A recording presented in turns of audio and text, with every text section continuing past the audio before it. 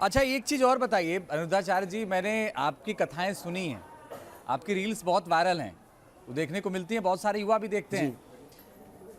बागेश्वर वाले बाबा जो करते हैं चमत्कार, और चमत्कार मैं तो नहीं कह रहा हूँ, बाकी लोग, बहुत सारे लोग दावा ऐसा करते हैं, वो पर्ची पर लिख के बता दे, ऐसा होता है क्या?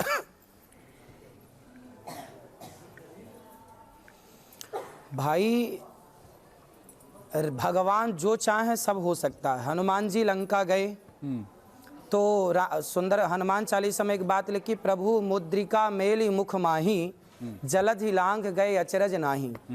यदि एक बंदर यदि समुद्र को छलांग लगा के पार कर सकता है, क्यों, किसके बल पर?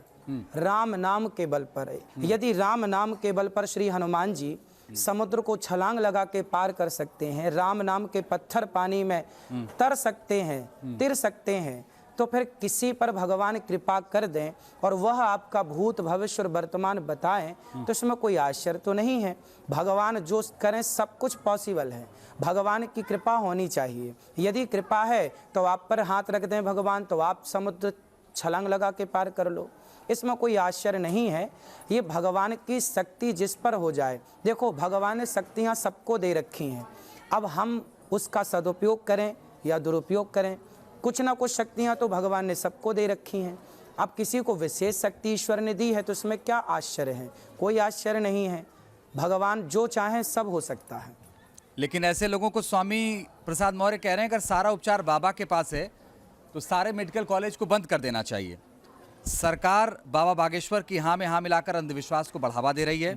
ये बाबा का ढकोसला और अंधविश्वास है। ये बाबा भांग खाकर समाज में बेड़ा गर्क कर रहे हैं।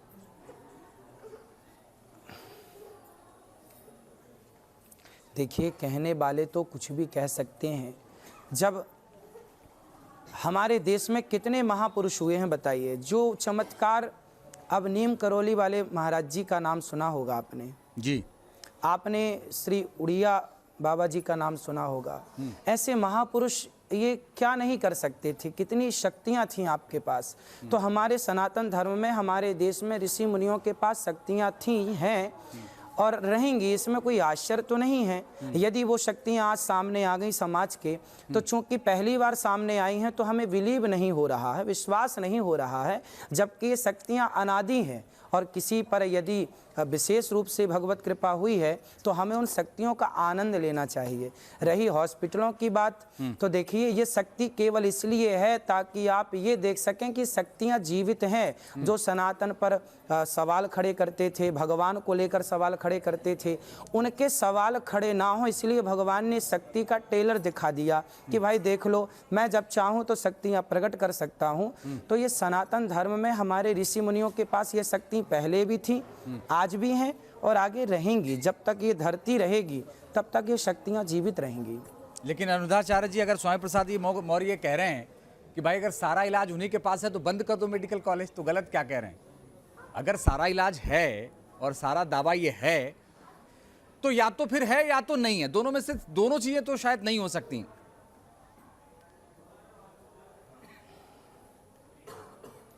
अब देखिए, हम तो यही कह रहे हैं कि भाई भगवान की कृपा से सब कुछ पॉसिबल, हम तो ये कह रहे हैं। अच्छा। सब कुछ संभव है।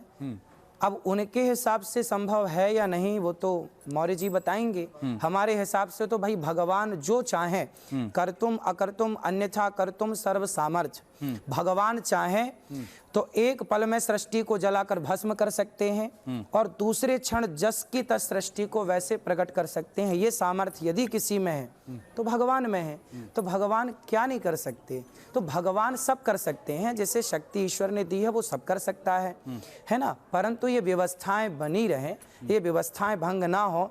भाई एक ही व्यक्ति यदि सब कर लेगा तो फिर वहाँ बाकी लोग जो बैठे हैं, फिर वहाँ पर एक ही व्यक्ति कैसे सबका इलाज कर पाएगा? मीन्स एक ही व्यक्ति सबको कितना समय देगा? उन्हें भी भूख लगेगी, प्यास लगेगी, तो समय सबको कैसे मिल पाएगा? तो एक लिमिट है कि इतने लोग ही समय लेकर, आज के सत्र में इतने लोग ही सम्मिलित होंगे, कल तो बाकी लोगों के लिए व्यवस्थाएं हैं। वो तो एक शक्ति है कि देख लो कि भाई ये शक्ति है, आप इसे नकारो मत।